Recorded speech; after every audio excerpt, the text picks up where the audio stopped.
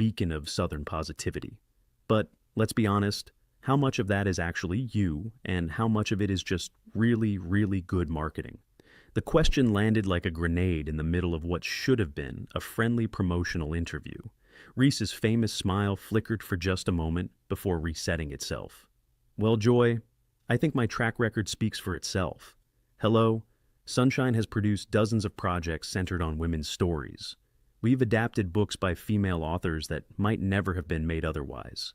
I've put my money and my time where my mouth is when it comes to supporting women in this industry. But that's just it, Joy pressed, leaning forward with that predatory gleam in her eyes. You've made a lot of money doing it. Hello Sunshine sold for $900 million. $900 million. So, forgive me if I'm a little skeptical when a woman worth that much talks about empowerment. It sounds less like activism and more like very clever capitalism. The accusation hung heavy in the suddenly quiet studio. Whoopi shifted uncomfortably. Sarah Haynes stared down at her notes. The audience seemed to be holding its collective breath. I'm not sure I understand the criticism, Reese said, her voice steady but with a new tightness around the edges. Are you suggesting that making money from telling women's stories somehow invalidates those stories? Because by that logic, no successful woman could ever be a genuine advocate for other women. I'm suggesting that there's a difference between advocacy and branding, Joy shot back. And you, Reese, are a master of branding. The book club, the clothing line, the production company, the whole Southern Belle persona. It's all very carefully constructed, isn't it? Every piece designed to sell the idea of Reese Witherspoon, feminist icon. Reese's jaw tightened visibly. My book club has introduced millions of readers to authors they never would have discovered otherwise. My production company has created jobs for thousands of women in front of and behind the camera. If that's branding, then I'll take it. I'd rather be a brand that does something than a critic who does nothing. The counterattack was sharp enough to make Joy's eyes narrow, but she wasn't backing down. Let's talk about the persona for a minute. The sweet Southern girl who just wants everyone to get along. The eternal optimist. But we all remember 2013, don't we? When you were arrested and asked the police officer, "Do you know my name?" That didn't sound very sweet to me. That sounded like someone who thought the rules didn't apply to her because she was famous. The mention of the 2013 incident, when Reese had been arrested after confronting a police officer during her husband's DUI stop, sent a visible ripple through the studio. It was the skeleton in the closet that Reese had addressed publicly, but clearly hoped had been buried by time and good works. I've addressed that incident many times, Joy. I was embarrassed by my behavior. I apologized publicly and privately. I learned from it. I'm not sure what else you want me to say about something that happened over a decade ago. What I want is honesty, Joy replied, because that moment felt like the mask slipping, the real Reese coming out, the one who thinks she's above everyone else because she's America's sweetheart, the one who uses her privilege when it's convenient and talks about equality when it's profitable. So, one mistake made in a moment of fear and embarrassment defines me forever? Reese's voice was steady, but carried a new weight. Is that the standard we're applying?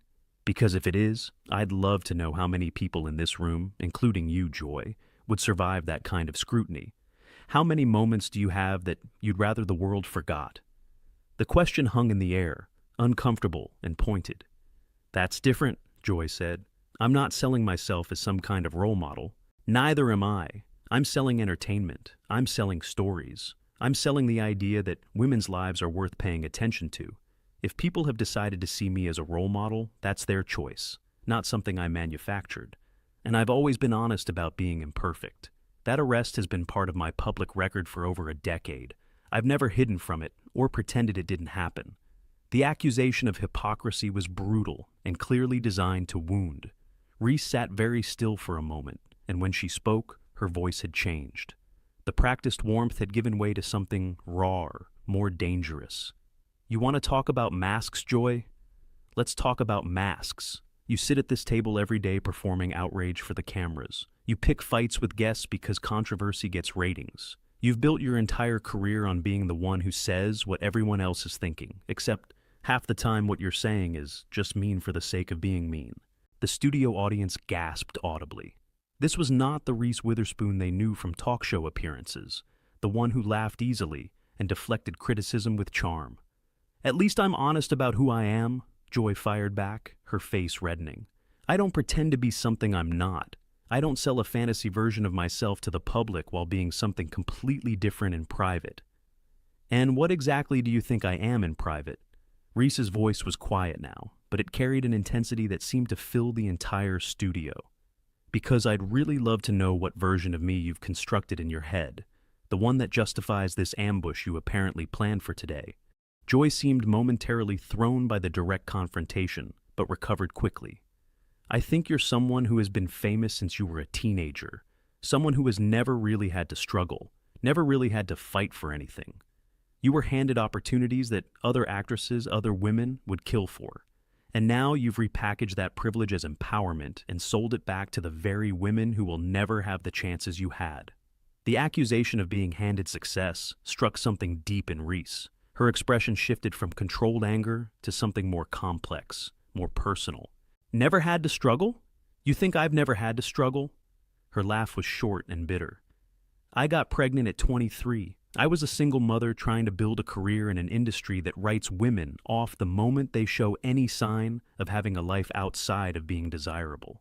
I fought for every role, every opportunity, every seat at the table that men assume was theirs by right." She leaned forward, her eyes locked on Joy's face. "You want to know what struggle looks like in Hollywood? Struggle is being told you're too old at 35. Struggle is watching male actors your age get paired with women 20 years younger, while you're offered the role of someone's mother. Struggle is building a production company because no one else was going to make the stories you wanted to tell." Joy tried to interrupt, but Reese wasn't finished. "And you know what? Yes, I've been privileged in many ways. I'm white. I'm blonde. I fit a certain standard that this industry rewards. I've never pretended otherwise. But instead of just accepting those privileges and coasting on them, I've tried to use them to open doors for people who don't look like me, who didn't have the same advantages." "How convenient," Joy said with a smirk. "The privileged woman using her privilege to help others. That's a very comfortable position to be in, isn't it? You get to feel good about yourself while still benefiting from the same system that keeps other women down." "And what would you have me do instead?" Reese shot back, her voice rising. "Give back my Oscar? Shut down my company? Stop making content that puts women's stories front and center? Would that make you more comfortable, Joy? If I just disappeared and stopped being a reminder that some women actually accomplish things?" The counterattack was fierce enough to make Joy blink. "That's not what I'm saying." "Then what are you saying? Because I've been sitting here trying to figure out what would satisfy you. What would I have to do or be for you to consider me legitimate? Is there any amount of success that's acceptable for a woman to have? Or does achievement itself make us suspect in your eyes?" The questions were pointed and clearly struck something. Joy's expression flickered with something that might have been uncertainty. "I'm just asking questions that people want answered," Joy said defensively. "Are you? Or are you projecting your own discomfort with successful women onto millions of viewers who never ask for this interrogation? Because I've done a lot of interviews, Joy, a lot, and I've never had someone so determined to make me apologize for being good at what I do." Reese stood up, and the movement seemed to startle everyone in the studio. She wasn't walking away. She was just refusing to have this conversation sitting down anymore. "You know what I find fascinating about this conversation, Joy? You've spent the last 15 minutes attacking me for being successful, for building something, for trying to use whatever influence I have to make things better for other women. And what's your money? For building businesses, for not being sufficiently apologetic about my success?" She turned back to Joy. "You asked earlier if my feminism is real or just marketing. Let me answer that question directly. I believe that women have been held back, held down, and held to different standards than men for all of human history. I believe that's wrong, and I believe that every woman who succeeds, who builds something, who refuses to apologize for her ambition, makes it a little bit easier for the women who come after her." Her voice was rising with passion now. "That's not a brand, Joy. That's a belief. And I've backed it up with action, with my money, with my time, with my choices about what stories to tell and whose voices to amplify. What have you backed your beliefs up with? Besides criticism of women who are actually in the arena?" The reference to the famous Theodore Roosevelt quote about critics and those in the arena was pointed and clearly intentional. Joy's expression had shifted from aggressive to defensive.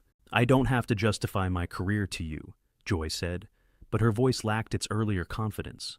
"No, you don't, just like I don't have to justify mine to you. But you came at me today with accusations and insinuations and that incident from 2013 that you've clearly been waiting to throw in my face. So let's be clear about what happened here. You ambushed me, and now that I'm not playing the grateful guest, you're uncomfortable." Reese straightened her blazer with deliberate precision.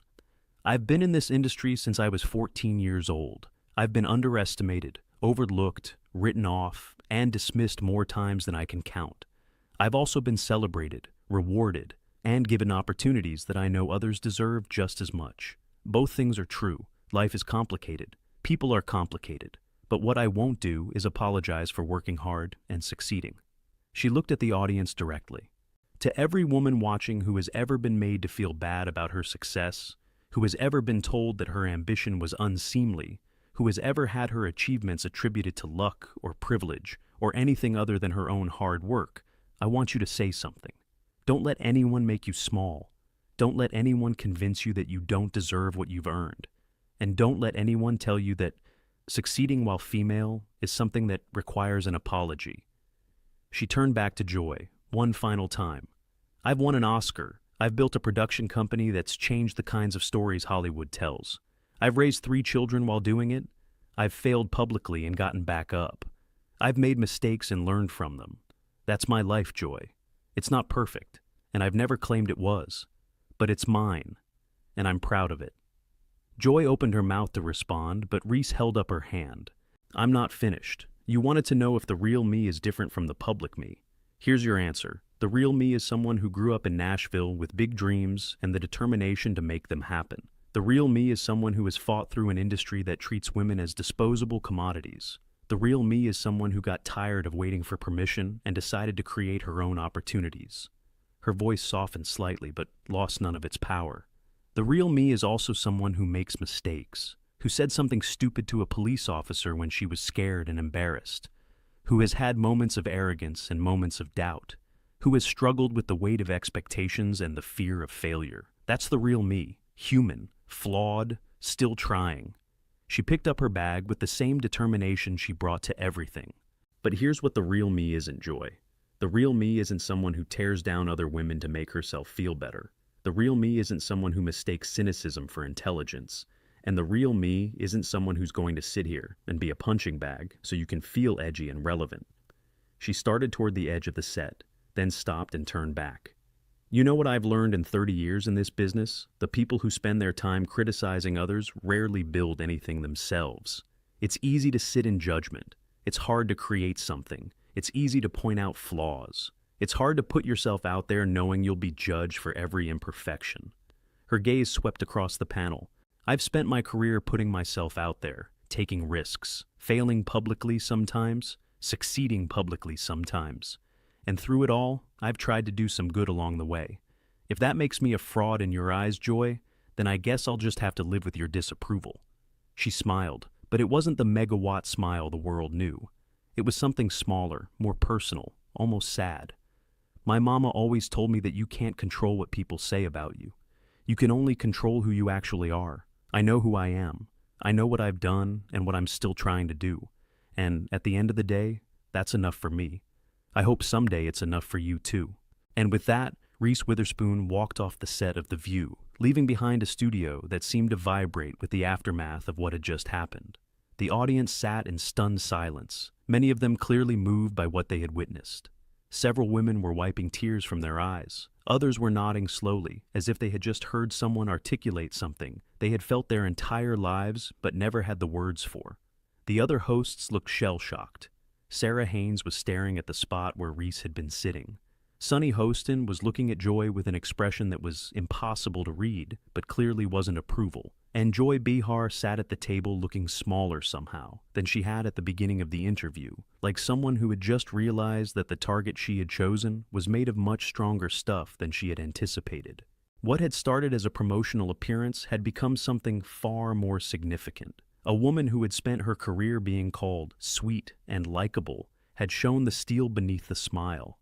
And she had reminded everyone watching that being positive doesn't mean being passive, and that the most powerful response to an attack is sometimes simply refusing to accept the terms of the battle.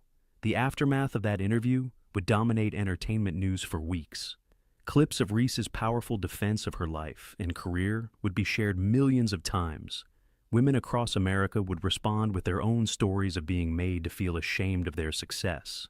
And somewhere in the conversation, a larger truth would emerge about how we treat ambitious women, how we demand that they be successful but not too successful, confident but not too confident, proud but always appropriately humble. Reese Witherspoon had never been particularly interested in being appropriate. She had been interested in being effective, and on that day, in that studio, she had been devastatingly, unforgettably effective, not by shouting or losing her temper, but by simply telling the truth about who she was and refusing to apologize for any of it. For those who had grown up watching Ellie Woods prove that you could be feminine and fierce, who had cheered when June Carter told Johnny Cash she'd been walking the line for him, who had seen their own complicated relationships reflected in Big Little Lies, there was something deeply satisfying about watching Reese Witherspoon show the same steel that had made all those characters memorable. She had proven that the optimism wasn't naivety, that the Southern charm wasn't weakness, and that the smile could disappear when someone pushed too far. And somewhere in that studio, Joy Behar was learning what countless Hollywood executives had learned before her. Underestimating Reese Witherspoon was always a mistake. She hadn't become one of the most powerful women in entertainment by being sweet. She had done it by being smart.